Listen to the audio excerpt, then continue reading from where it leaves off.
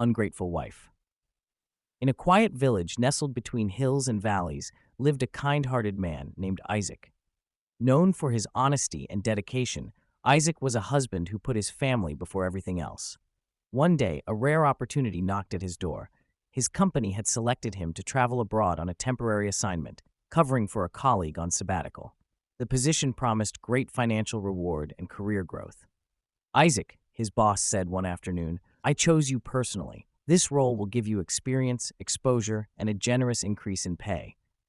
But Isaac responded with quiet hesitation. "Thank you, sir. I'm truly honored. I discussed this with my wife, Chioma. She's heavily pregnant, and she can't manage alone. I don't think the timing is right." His boss was surprised but respected Isaac's decision. "Take your time. It's rare to find men who value their families this deeply." 9 months later, Chioma gave birth to their fourth child. But the joy of a new life was quickly shadowed by hardship.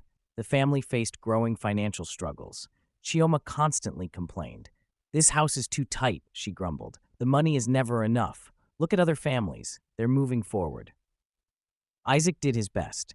He worked long hours, helped with the children, ran school errands, and took care of the home. Yet, Chioma remained dissatisfied. The weight of her words began to wear him down. One afternoon at work, his colleague Matthew pulled him aside. "Isaac, what's going on with you? Ever since the baby came, you've looked drained." Isaac sighed heavily. "Matthew, I'm not a happy man. I do everything: house chores, school runs, provide for the family, and yet Chioma isn't content. I gave up that overseas opportunity for her, but all she sees is what we don't have. She's never worked a day in her life. I feel like I'm losing myself." Matthew looked at him seriously. "Nothing is worth losing your mind for, not even marriage. Your life, your job, your peace, they matter. You need to address this before it's too late." That evening, Isaac returned home and sat Chioma down. "Chioma, we need to talk. I can't keep carrying all this on my own. The financial burden is too much. I need you to help. Find a job, even if it's just enough to support your own needs." Chioma raised an eyebrow. "I don't know who you've been talking to, Isaac, but if that's how you feel, take care of your children. I'll take care of myself." Isaac stared in disbelief. "I didn't see this coming. I've never asked you for help until now."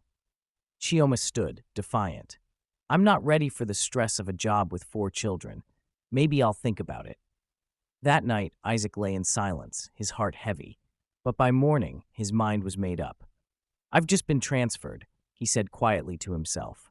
"And this time, I'm taking the opportunity. Chioma needs to see my worth." The morning was quiet, no tears, no goodbyes, just the sound of Isaac's footsteps echoing against the pavement.